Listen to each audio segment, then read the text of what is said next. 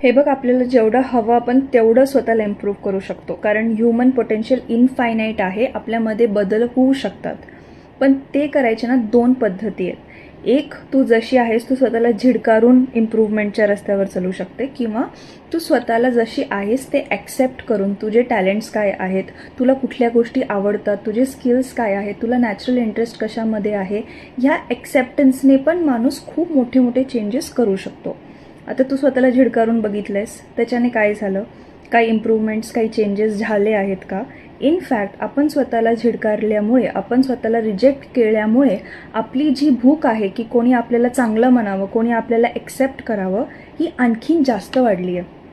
तर दुसऱ्यांकडनं ती ॲक्सेप्टन्स, दुसऱ्यांकडनं ती वाहवाही घेण्यापेक्षा सगळ्यात आधी आपल्याला ओळखावं लागेल की माझ्यामध्ये सगळ्यात चांगलं काय आहे आणि मी त्याच्यातून सगळ्यात चांगलं काय करू शकते.